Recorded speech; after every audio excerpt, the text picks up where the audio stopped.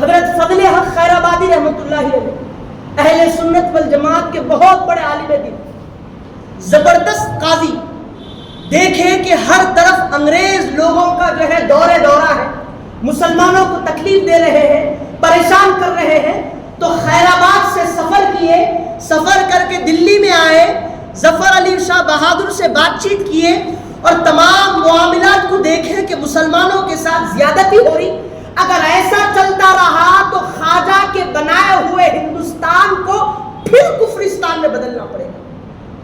جو اخلاق اور کردار کو غریب نواز نے پیش کیا تھا، پھر ان اخلاق کا خاتمہ ہو جائے گا، لہذا اسلام کی رواداری کو برقرار رکھا جائے۔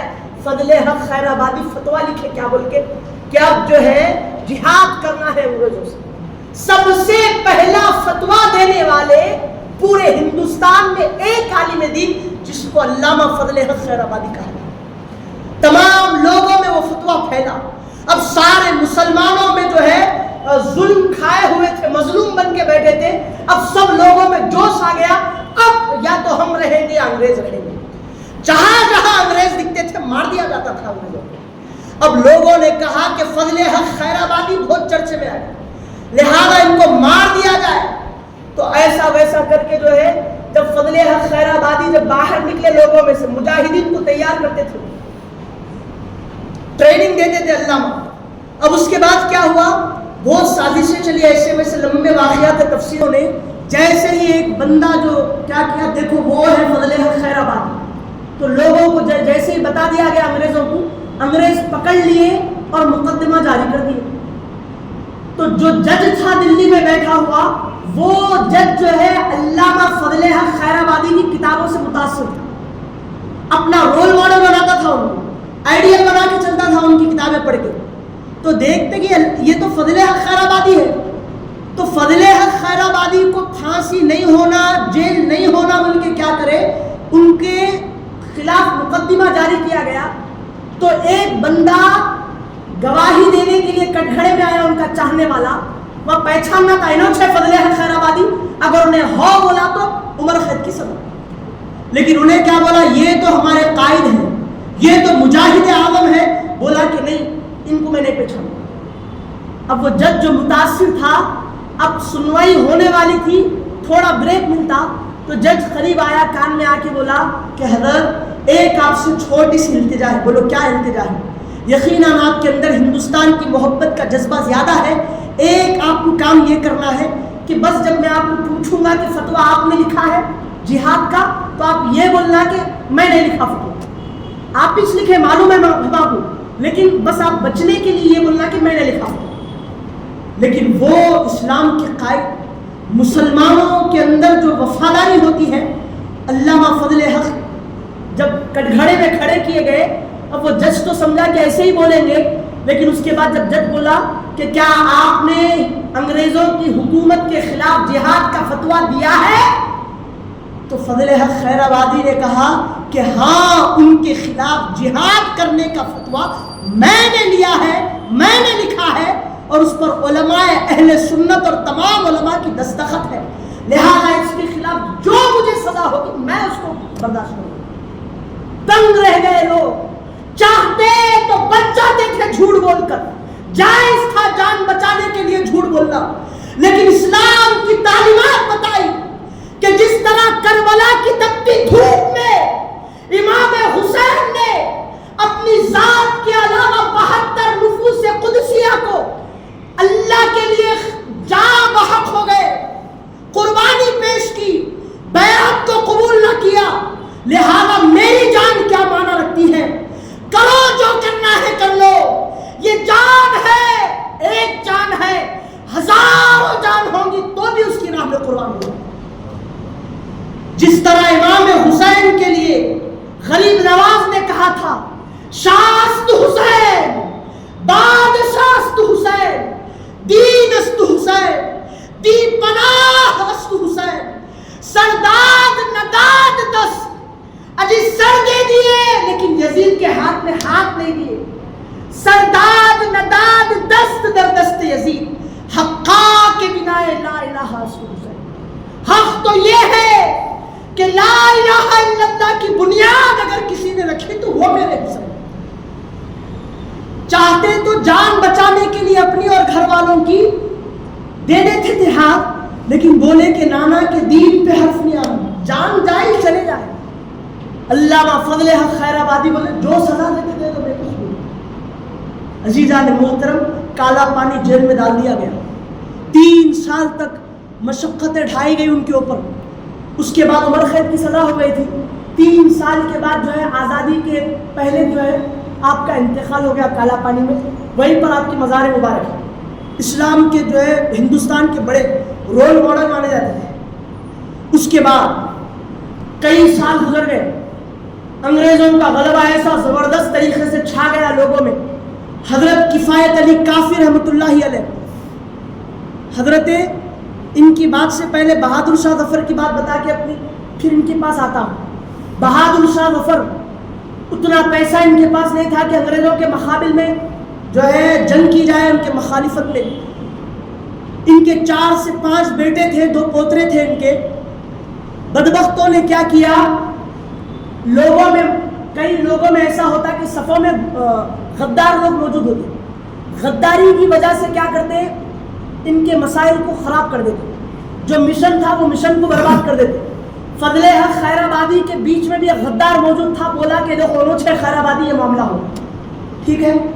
ٹیپو سلطان کے پاس بھی غدار موجود تھا، بہادر شاہ ظفر کے پاس بھی ان کے لگانے بجانے والے بہت زیادہ تھے۔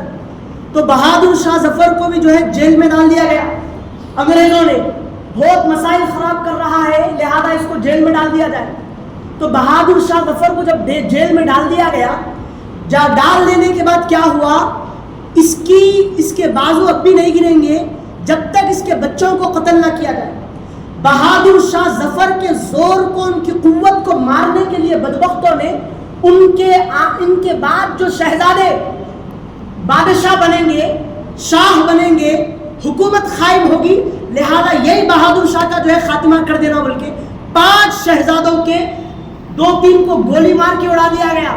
باقیوں کے سروں کو جو ہے گردنوں سے، جسم سے جدا کر دیا گیا، گردنوں سے سروں کو نکال دیا گیا، اور تمام ان کے بچوں کے اور ان کے پوتروں کے سروں کو ایک خان میں کپڑے میں لپیٹ کر گفٹ کی شکل میں جیل میں بہادر شاہ ظفر کے پیش کیا گیا۔ بہادر شاہ ظفر کے پاس پیش کیا گیا اور جا کے بولے یہ آپ کے لیے تحفہ ہے۔ ایسے بدبخت انگریز ایسا کام کرے، یہ آپ کے لیے تحفہ ہے۔ جب ایک باپ اپنے خاندان کے لیے جنگ نہیں کر رہا تھا، اپنے بچوں کے اچھے مستقبل کے لیے جنگ نہیں کر رہا تھا، ہندوستان کو جہاں پر ہم پیدا ہوئے، جو ہماری بھومی ہے، جو ہماری زمین ہے، اس کی حفاظت کے لیے یہاں پر بسنے والے صرف مسلمان نہیں، کافر بھی، مشرک بھی، سکھ بھی، عیسائی بھی، تمام خداؤں کو ماننے والے ہوتے ہو، لیکن اس کو بچانے کے لیے جب جیل میں چلے گئے، جب وہ کپڑا کھولا تو دیکھے کہ 5 کے جو ہے سر پڑے ہوئے ہیں۔ کیا معاملہ ہوتا جب باپ کے سامنے اس کے آنے والے وجود کا جو سبب بنتے، جو نسل ہے، ان کے سر جو ہے سامنے لا کے پیش کیے۔ یہ بہادر شاہ ظفر ایسا جو ہے اپنے آپ کو پیش کیے ہندوستان کی آزادی کے لیے، پورے گھرانے کو لٹا دیے، اپنی حکومت کو لٹا دیے سب۔ ان میں حضرت فضل حق خیر آبادی رحمۃ اللہ علیہ لکھتے ہیں کہ انگریزوں کا اتنا زیادہ زور ہو گیا تھا، اتنا زیادہ زور ہو گیا تھا کہ 2-3 سال میں 22,000 عالم دین کو جو ہے دلی کی ہر درخت پہ جو ہے پھانسی لگا دی جاتی تھی۔ لال قلعے کے دروازے سے لے کر پورے دلی کے چوک تک جتنے بھی درخت ہیں، ہر درخت پہ 1 یا 2 عالم دین کی جو ہے پھانسی ہونا طے تھا۔ سولی پہ چڑھے ہوئے رہتے تھے عالم دین۔ 22,000 علماء کو جو ہے سولی پہ چڑھا دیا گیا۔ یہ لوگ بغاوت نہیں کرنا ہوئے، کیونکہ عالم دین ایک کمیونٹی کو بناتا، ایک جماعت کو بناتا، تحریک کرتا، کام کرتا۔ خواتین کے جسموں سے پردوں کو نکال دیا جا رہا تھا۔ شام میں اگر جو ہے زوجیت میں ہوتی، شادی ہوتی تو صبح بیوہ بنا دیا جا رہا تھا۔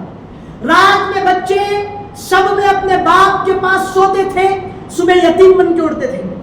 لوگوں کو مار دیا جا رہا تھا، خواتین کو چند کوڑیوں کے دام میں بیچ دیا جا رہا تھا۔ کئی خواتین راتوں رات غائب ہو جا رہی تھی، بغیر کسی وجہ کے ان کے گھر میں داخل ہونا، زبردستی کرنا، بلاತ್ಕಾರ کرنا، ان کے ساتھ زبردستی کرنا عام ہو گیا تھا۔ بوڑھیوں کو، جوانوں کو، عورتوں کو گھروں سے نکال کر روڈوں پر پھینک دیا جا رہا تھا۔ یہ ظلم و ستم ہوئے، اتنے معاملات ہوئے۔ وہی کافر اپنی کتابوں میں لکھتے ہیں تاریخ میں کہ کل ملا کے 5 سے 6 لاکھ مسلمانوں کو جو ہے قتل عام کر دیا گیا۔ عالم دین کے ساتھ اتنی بدسلوکی کہ سور کی چربی، سور کو اللہ جو ہے اسلام نے حرام کر دیا نا، اپنے لیے کھانا، اس کا پینا، اس کا لگنا نجس ہے۔ تو یہ لوگ کو معلوم مسائل، تو سوروں کی چربیوں کو، کھالوں کو ان کے جسم سے نکال کر زندہ عالم دین کو سور کی کھال میں ڈال کے سیکے اس کو آگ میں پھینک دیا جاتا تھا، تندور میں جلا دیا جاتا تھا۔ اتنے معاملات ہوئے مسلمانوں کے ساتھ۔ کیوں؟ اسی لیے کہ ہندوستان کو بچانے کے لیے سب سے زیادہ جو ہے انہیں آگے بڑھا۔ 22,000 عالموں کو جو ہے کسی کو سولی پہ چڑھا دینا، کئی مسلمانوں کو، عالموں کو جو ہے سور کی کھالوں میں ڈال کے اس کو تندور پہ جلا دینا، تانبے کو جو ہے گرم کر کے ان کے جسموں پر داغ دینا۔ ایسے ایسے معاملے کر دیے جاتے تھے۔ لوگوں کو ہاتھیوں پہ بٹھانا اور اس کے بعد جھاڑ کے پاس لے کر جانا، سولی ان کے گلوں میں پھنسا دینا اور ہاتھی کو آگے بھگا دینا۔ ایسے ہی تیزی سے نیچے گرتا، آنکھیں باہر نکل جاتی تھی اور زبان جو ہے اس کے منہ سے باہر آ جاتی۔ ایسے معاملات تاریخ میں مسلمانوں کے ساتھ ہوئے میرے بھائی۔ کیوں؟ اس لیے نہیں کہ گھر کو بچایا جائے، اسی لیے کہ ہندوستان کو بچایا جائے۔ یہ تاریخ کہاں ہے ہمارے بچوں میں؟ ابھی تم نے تو 15 اگست کے نام پر مسلمانوں نے جو جان کو لٹا دیا تھا ہندوستان کی بچانے کے لیے، تم اسی نام پر ہندوستان کو اسٹیجوں پر نچا رہے ہو، اسٹیجوں پر گوا رہے ہو۔ کیا کیا نہیں جانے کیا کر رہے میرے محترم عزیزان محترم۔ حضرت کفایت، ابھی بہت ساری باتیں تھی تاریخ پر، اگر پیش کروں تو 3-4 گھنٹے ایسے نکل جائے۔ جو مسلمانوں کے ساتھ، علماء کے ساتھ جو زبردستی ہوئی، ایک عالم دین عاشق رسول تھے، وقت ختم ہو گیا، 2-3 منٹ میں ایسا گفتگو ختم کرتا ہوں۔ حضرت سید کفایت علی کافی رحمۃ اللہ علیہ حضور کے بہت بڑے عاشق تھے، زبردست طریقے سے بڑی بڑی کتابیں آپ لکھے، بہار خلد ترمذی شریف کی شرح آپ لکھے، کوئی ایسا کتاب نہیں لکھا تھا ویسا کتاب کا ترجمہ کرے ترمذی شریف کا، منظوم انداز میں، شعر کے انداز میں ترمذی کا پورا ترجمہ کرے، شمائل ترمذی۔ حضرت کفایت علی کافی مراد آبادی تھے، مراد آباد کے تھے، مراد آباد میں بیٹھے، تحریک کے سربراہ تھے، صدر الشریعہ ان کو بنایا گیا تھا، مسائل لوگوں میں بتاتے تھے، قضات پہ بیٹھتے تھے، شریعت بتانے والے تھے۔ جب یہ معاملات دیکھے تو مراد آباد میں بیٹھ کر انگریزوں کے خلاف جہاد کا فتویٰ لکھے اور اس کی کاپیز تمام شہروں میں، دلی کی جامع مسجد تک پہنچ گئی، تمام شہروں میں جو ہے سیم ایسی معاملہ ہوا ان کے ساتھ۔ جب تمام کاپیز پہنچ گئی تو اب لوگوں نے دیکھا کہ اب کفایت علی کافی کی باری ہے، لہذا کفایت علی کافی کو پکڑا جائے اور ان کو قید کر لیا جائے۔ ہر جگہ کفایت علی کافی کے شور اور شرابے جو ہے لوگوں کے زبانوں پر تھے۔ عزیزان محترم، دکن سے بھی کئی سارے مجاہدین نے جو ہے حصہ لیا تھا، کئی سارے صوفیہ نے، شاہوں کے گھرانے سے لوگوں نے جو ہے ہندوستان کی آزادی میں حصہ لیا تھا، لیکن وقت بولنے کی اجازت نہیں دے رہا۔ کفایت علی کافی کے 2 بول بول کر اپنی گفتگو کو ختم کرتا ہوں، پھر کبھی موقع ملا تو انشاءاللہ اللہ سنائیں گے۔ کفایت علی کافی کو زبردست طریقے سے جو ہے لوگوں میں مشہور ہو گئے کہ یا اگر کفایت علی کافی باقی رہے گا تو لوگوں کے اندر جہاد کا غلبہ زیادہ ہو جائے گا مسلمانوں میں، لہذا کفایت علی کافی کو مارنا، جہاں پر بیٹھ کے وہ فتویٰ دیا وہی چوراہے پہ اس کو ختم کرنا، یہ انگریزوں کا مشن بن گیا تھا کفایت علی کافی رحمۃ اللہ علیہ کو مارنے کا۔ عاشق رسول تھے، حضور کے عشق میں مست و مگن رہتے تھے۔ اتفاق سے کیا ہوا، ان کو پکڑ لیا گیا، آ گئے لوگوں میں۔ اب آنے کے بعد کیا ہوا، قید کر لیا گیا۔ اب جج نے فیصلہ سنا دیا، انگریز جج نے، کہ اب ان کو پھانسی دی جائے۔ 2 دن میں پھانسی کا آرڈر دے دیا گیا۔ جب ان کو قید کر دیا گیا تو کفایت علی کافی کے معاملے میں دو باتیں بول کے گفتگو ختم کرتا ہوں، وقت ہو گیا. تو کفایت علی کافی رحمۃ اللہ علیہ جیل میں ہے، ہمارے خلاف تو فتویٰ دیتا، تیری اتنی جرأت ہوئی، بول کے کفایت علی کافی کے جسم پر استری کو چلایا جاتا. اس زمانے کی استری کیسی ہوتی میرے بھائی؟ بڑی بھاری استری کو جسم پر جلایا جاتا. تو تاریخ رقم تراز ہے، مصنفین کہتے ہیں کہ جیسے ہی کفایت کے جسم پر استری کو چلایا جاتا تو جہاں جہاں استری چلتی وہاں سے کھال جل جاتی، جسم سے چربی پگھلنے لگتی کفایت علی کافی کی. اے کفایت، کیوں تم نے اپنے آپ پر اتنا ظلم اور ستم برداشت کیا ہے؟ کیا وجہ ہے؟ کیا اپنے گھرانے کی وجہ سے؟ تو کہا کہ نہیں، ہندوستان کو بچانے کی وجہ سے. گھرانہ جاتا ہے چلا جائے، لیکن حضور نے بتایا جس ملک میں تم رہتے ہو اس ملک سے تم محبت بھی کرو. یہ نبیوں کا طریقہ ہے. گرم گرم استری کو جلایا جاتا. اور عزیزان محترم، جہاں سے کھال نکل جائے، جہاں سے چربی پگھل کے اترنے لگے، ایسی سچویشن میں نمک، موٹے نمک کو جو ہے کفایت علی کافی رحمۃ اللہ علیہ کے جسم میں ملا جاتا. کتنی تکلیف ہوں گی وہ. ایک نبی کے بیٹے کو، ایک سید زادے کے جسم پر استیریا چلائی جائے اور جسم سے چربی پگھل کے نیچے اترے اور اس کے جسم پر جو ہے موٹا موٹا نمک رگڑا جائے، وہ کیا معاملہ ہوگا جی؟ وہ کیسی تکلیف ہوگی جی؟ اب اس کے بعد تانبے سے جو ہے جسم پہ داغ دیا جاتا. کیوں؟ ہماری کمیٹی میں آ جاتا، چھوڑ یہ فتوے کو، چھوڑ دے اسلام کو. بولے نہیں چھوڑ دے، سب کچھ تو ہو سکتا ہے، نانا کا دین چھوڑ نہیں سکتا. اس کے بعد پھانسی لگا دی گئی. جب پھانسی کے لیے کفایت علی کافی رحمۃ اللہ علیہ کو چوک میں بھرے بازار میں لوگوں کے سامنے معلوم ہونا بول کے جب لے جایا جا رہا تھا تو کفایت علی کافی رحمۃ اللہ علیہ کے لب مسکرا رہے تھے. لب مسکرا رہے تھے، پریشان نہیں ہے، غمزدہ نہیں ہے، اتنے ظلم ہوئے، خوش ہے کہ میں جو ہے حضور پاک علیہ السلام کی اطاعت میں جان دے رہا ہوں، رب کی فرمانبرداری میں جان دے رہا ہوں. آخری لمحات میں لوگوں نے پوچھا کہ کوئی خواہش ہے؟ تو خواہش نہیں ہے کچھ بھی، بس نعت مصطفیٰ پڑھتے پڑھتے جانا چاہ رہا ہوں. حضور پاک علیہ السلام کی نعت پڑھ رہے ہیں. کیا نعت تھی؟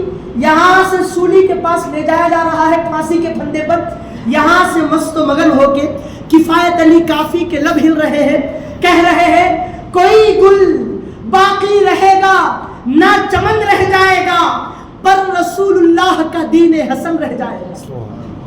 یہ ساری دھرتی، یہ سارے گل و گلستان نہیں رہیں گے. کیا رہے گا؟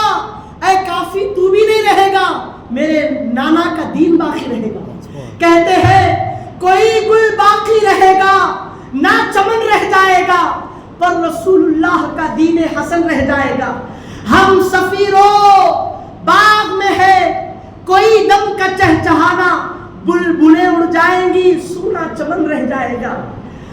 نام شاہان جہاں مٹ جائیں گے. اجی جتنے بادشاہوں نے ہندوستان میں حکومت کی ہے سب کے سب نام ان کی ذات مٹ جائے گی. نام شاہان جہاں مٹ جائیں گے، لیکن یہاں حشر تک نام و نشان پنجتن رہ جائے گا. کیا رہے گا؟ تو حضور رہیں گے، علی کا نام رہے گا، فاطمہ کا ذکر رہے گا، ایک حسن ہوں گے، دوسرے حسین ہوں گے. یہ پنجتن پاک کا نام رہ جائے گا. جو پڑھے گا صاحب لولاک کے اوپر درود، آگ سے محفوظ اس کا تن بدن رہ جائے گا.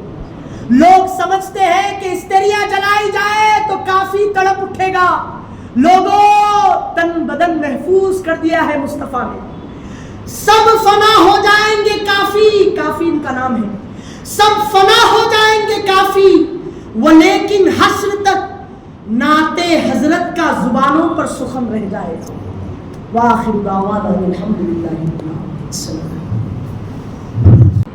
اچھے کپڑے، عمدہ لباس پہننا یہ نعمت ہے، لیکن اتنی بڑی نہیں ہے جیسا تو سمجھ رہا. ایک گھر تے کو دیا گیا لیکن محل کی تجھے تمنا ہے، تجھے محل دیا گیا، تجھے بنگلے کی تمنا ہے، یہ نعمت ہے لیکن اتنی بڑی نعمت نہیں ہے جتنا تو سمجھ رہا۔ جائیداد، روپیہ، پیسہ، کاروبار، مال، متاع، بیوی، بچے، گھر، رہن سہن، جس کی تمنا میں تو زندگی گزار رہا ہے اور نہیں ملی کا رونا رو رہا ہے، لیکن ذرا سوچ لے یہ اللہ کی نعمت تو ہے لیکن اتنی بڑی نعمت نہیں ہے جتنی بڑی تو سمجھ رہا ہے۔ تو اللہ بڑی نعمت کیا ہے؟ تو تیرے جسم میں سانس لینے اور چھوڑنے کا سسٹم ہے، یہ سب سے بڑی نعمت ہے۔ اگر یہ نعمت تیرے اندر سے چھن لی جائے، ختم کر لی جائے، پھر کاہے کی تمنا تیری زندگی کی، کاہے کا سوچنا تیری زندگی میں کہ میں ایسا بننا، میں وہ کرنا، میں ایسا ہونا تھا، میں ویسا رہنا تھا۔ لہذا یہ جو سانس کا سسٹم ہے یہ بہت بڑی نعمت ہے اللہ کی، جو اللہ دے کو دیا۔ اگر یہ اللہ چھین لے تو پھر تو کہے کا بھی نہیں رہتا، کوئی تجھے باپ بولنے والا نہیں رہتا، کوئی شوہر بولنے والا نہیں رہتا، کوئی بیٹا بولنے والی نہیں رہتا، کوئی کچھ رشتہ داری اپنا نام لینے والا تیرے لیے نہیں رہتا۔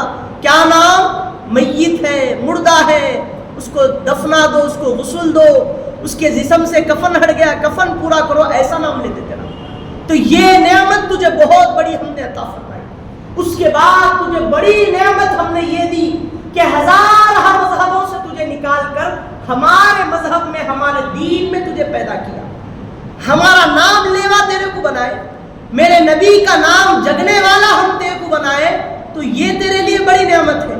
یہ دنیا کی تنگیاں، تکلیفیں، پریشانیاں، مصیبتیں یہ تو آتی رہتی ہے، جاتی رہتی ہے۔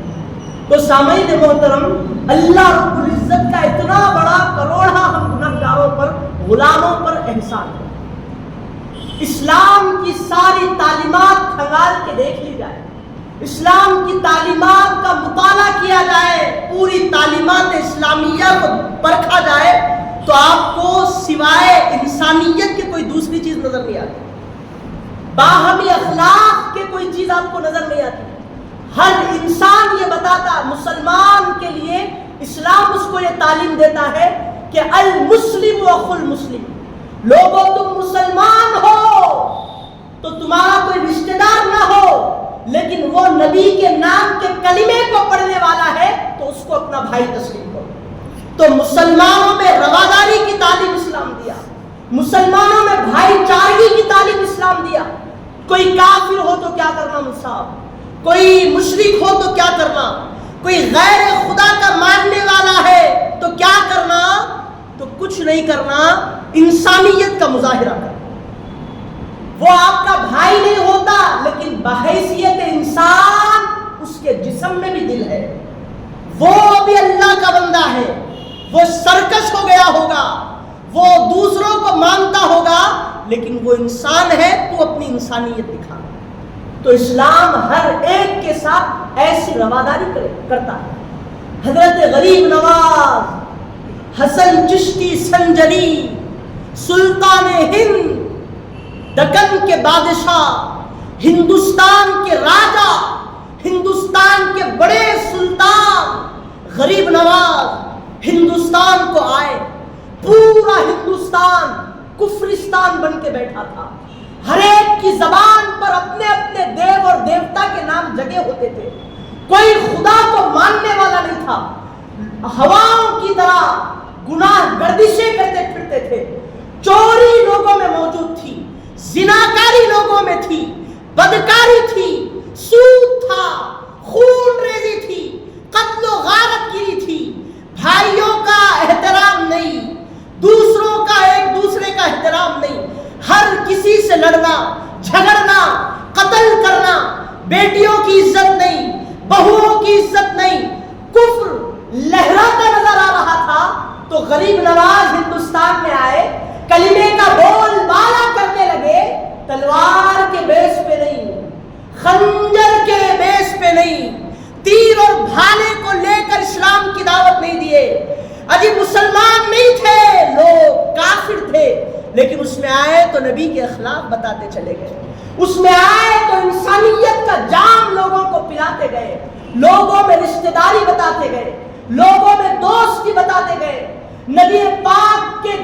عظیم کی تعلیمات لوگوں کو پھیلاتے گئے. لوگ خنجر میں مسلمان نہیں ہوئے، غریب نواز کے اخلاق میں مسلمان ہوئے. یہ خواجہ غریب نواز رضی اللہ عنہ کا کردار تھا.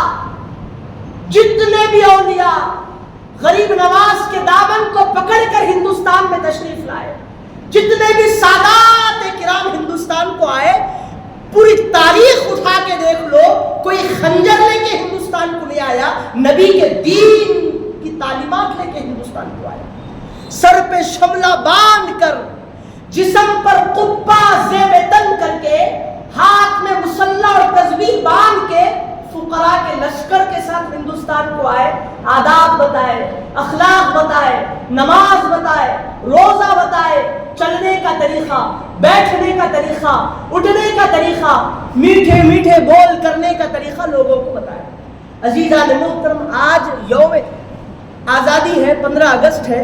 اسی کی مناسبت سے چند باتیں بولنے کے لیے یہ اخلاقیات پہ آپ کے سامنے بات کر رہا ہوں، تاکہ یہ باتیں جب آپ کے سمجھ میں آ جائیں کہ انسان کا رول، اس کا کردار کیا ہے اپنی زندگی میں، تو آپ جو ہے آزادی کے تعلق سے پھر اچھا سمجھ سکتے ہیں. اسلام کبھی کسی مسلمان کو جو ہے بے وفا نہیں بنایا اور نہ اس کو بے وفائی کرنے کی تعلیم دیا.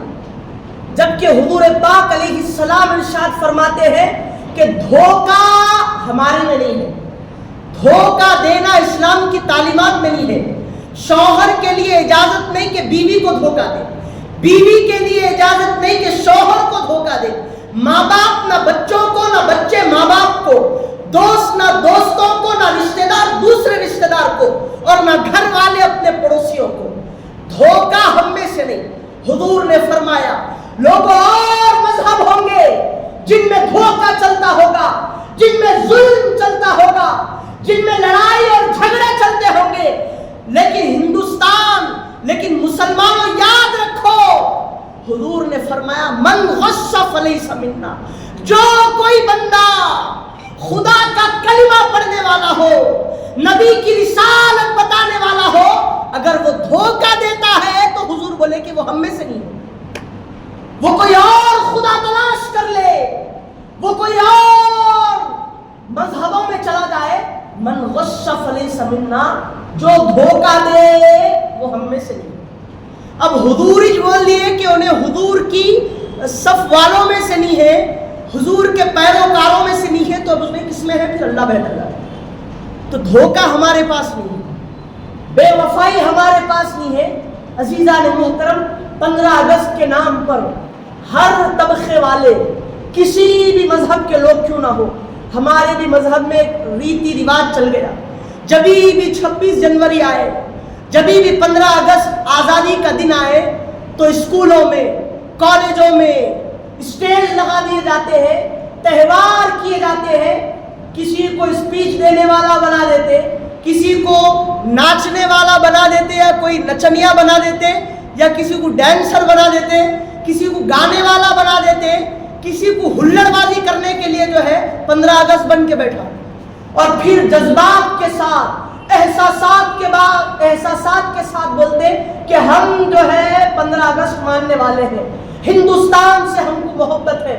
لیکن ہندوستان سے تم کو محبت ہے تو اس محبت کے لیے ہندوستان جب آزاد ہوا تو اس کی تاریخ کیا ہے تم کو تاریخ بتا نہیں سکتے. ہندوستان کی تاریخ کیا ہے؟ اسکول میں بچے تعلیم حاصل کرنے کے لیے جاتے، ایجوکیشن حاصل کرنے کے لیے جاتے، دینی تعلیم سے آراستہ ہونے کے لیے جاتے، ایک اچھا انسان بننے کے لیے جاتے. لیکن جب بھی انسانیت کی بات آتی تو اسٹیج لگا دیے، کسی کو نچا دیے، کسی کو گوا دیے، کسی کو کچھ کر دیے. ایسا چلتا ہے ان کا سیلیبریشن. لیکن عزیزان محترم، یہی چیزیں جو ہے لوگوں کو ہندوستان کی تاریخ سے دور کرتی ہیں.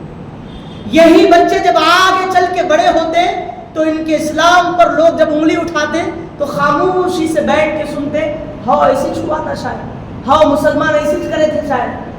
تاریخ سے وابستہ نہیں، اسلام کی تعلیمات سے وابستہ نہیں. وہی جب تعلیمات دینے کی بات آئی تو اپنی اپنی دھن میں دھنے گئے. عزیزان محترم، ہر کوئی بولتے کہ میں ہندوستانی ہوں، میں ہندوستانی ہوں، اور مسلمانوں کو پیچھے کھڑا کر دیتے. لیکن یاد رکھو، ہندوستان کی آزادی میں سب سے بڑا کسی کا ہاتھ تھا تو وہ صرف مسلمانوں کا ہاتھ تھا.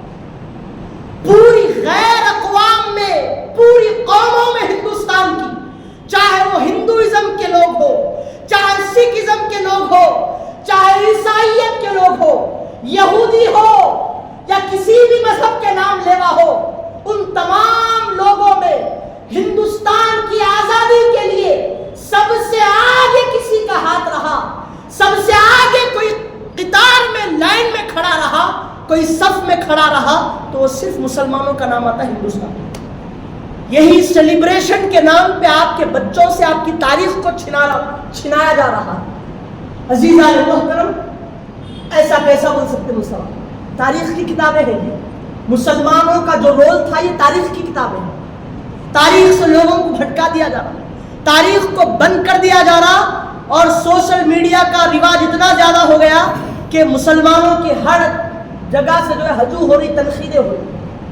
اچھا، مسلمانوں کا رول کیوں زیادہ تھا، دوسرے لوگوں کا رول کیوں زیادہ نہیں تھا؟ عزیزان محترم، آپ بولنے دیجئے اور آپ سمجھیے کہ انگریزوں کی حکومت سے پہلے کس کی حکومت تھی؟ انگریزوں کی حکومت آنے سے پہلے ہندوستان میں حکومت کس کی تھی؟ تو ہر فرقے والا، ہر مذہب یا والا یہ بول اٹھے گا کہ نہیں مول صاحب، مسلمانوں کی حکومت تھی. جس کی حکومت تھی اس کی حکومت کو جب چھینا جا رہا تھا تو سب سے آگے کون رہتا تھا؟ سب سے آگے کون رہتا جب حکومت کو چھینا جا رہا تھا؟ تو جس کی پاس سے حکومت لی جا رہی تھی وہی تو آگے رہیں گے. کہ مسلمانوں کے ہاتھ سے حکومت نہیں جانا بلکہ مسلمان آگے آگے رہتے، تو ہر طرف سے مسلمان آگے آگے رہ رہے تھے، لیکن حکومت چھینی جا رہی تھی.